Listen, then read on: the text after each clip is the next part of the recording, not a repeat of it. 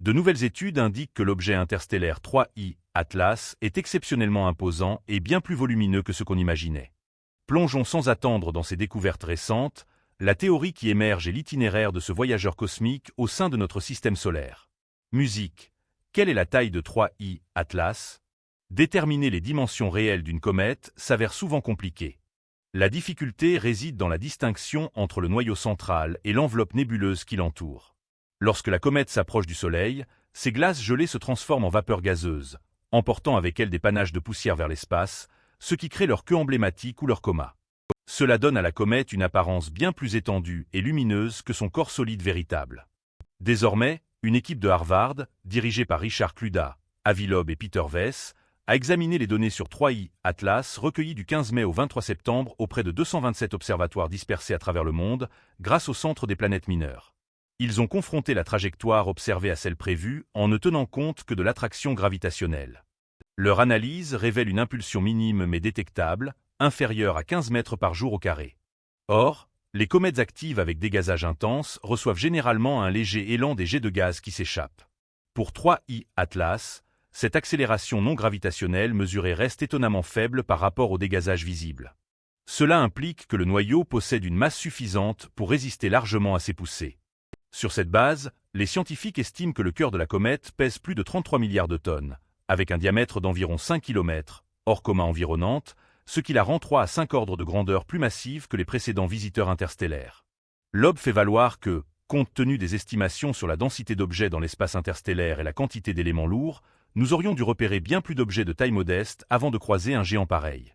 Pourtant, ce n'est pas le cas. Cela positionne 3I Atlas comme un cas outlier remarquable. Loeb va plus loin en envisageant une hypothèse audacieuse. L'objet pourrait avoir une origine technologique, en s'appuyant sur sa masse inattendue, l'alignement de sa trajectoire et une prétendue détection de nickel sans fer comme indice intrigant. Les experts de la NASA, eux, appellent à la prudence. L'opinion dominante penche toujours pour un corps naturel. D'après les clichés, on voit aussi que cet objet est actif, ce qui signifie qu'autour du noyau se forme une coma, signe clair qu'il s'agit bel et bien d'une comète. Parallèlement, certains chercheurs ne se contentent pas de questionner la nature de 3I Atlas, mais spéculent sur son rôle potentiel. L'idée de l'astrophysicienne Suzanne Fner est à la fois élémentaire et fascinante. 3I Atlas pourrait être une graine pour la formation de planètes. Mais comment un rocher errant d'un autre système stellaire pourrait-il déclencher la création d'une planète entière? Faisons un voyage virtuel. Nous pénétrons dans un système solaire naissant, où une jeune étoile trône au milieu d'un vaste anneau poussiéreux. Là, de minuscules particules rocheuses tourbillonnent comme une brume, s'agrégeant en cailloux. Peu à peu, elles grossissent en rochers, puis en planétésimaux, ces briques essentielles des planètes.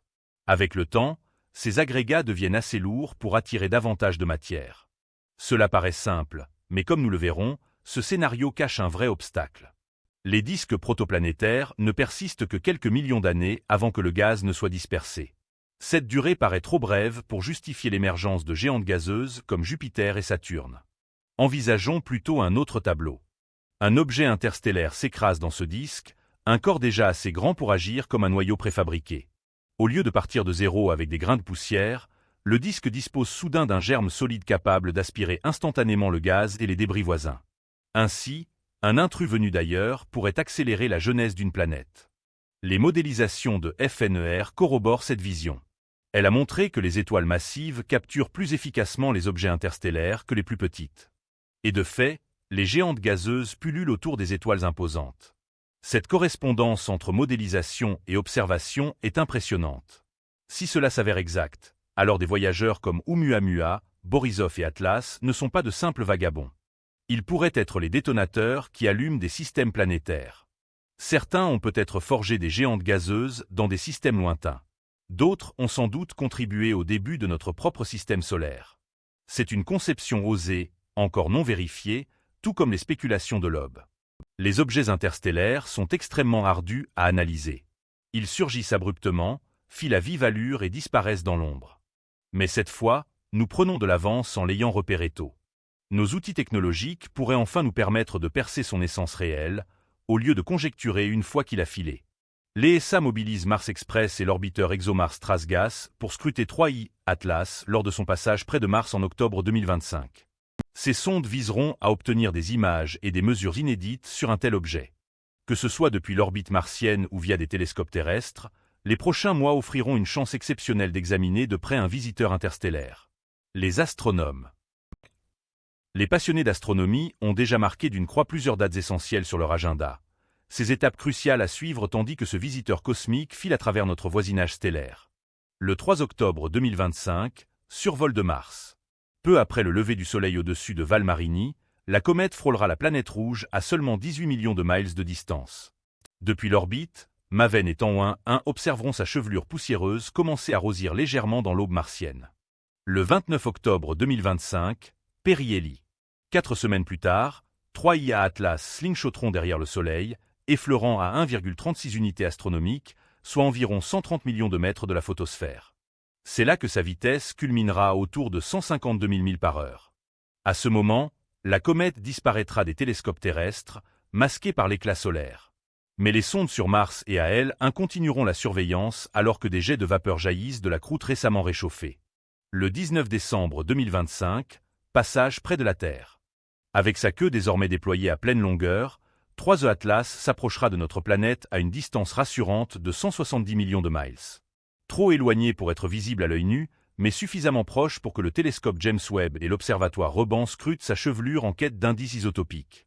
Le 16 mars 2026, survol de Jupiter. Enfin, l'intruse filera au-dessus des nuages du géant gazeux à 33 millions de miles d'altitude. Si la NASA valide une correction de trajectoire tardive, la sonde Juno pourrait s'écarter pour prélever des échantillons du flux de poussière cométaire, offrant ainsi notre unique observation rapprochée de matière issue des confins au-delà du Soleil. Par la suite, Trié Atlas replongera dans l'espace interstellaire, léguant des téraoctets de données et une ribambelle d'interrogations. Qu'en dites-vous? Partagez vos réflexions en commentaire, j'adorerais les lire. Si cette vidéo vous a plu, envisagez de rejoindre les membres de la chaîne pour soutenir notre contenu. Et n'oubliez pas de vous abonner à Territory, car l'espace est le vôtre. Musique.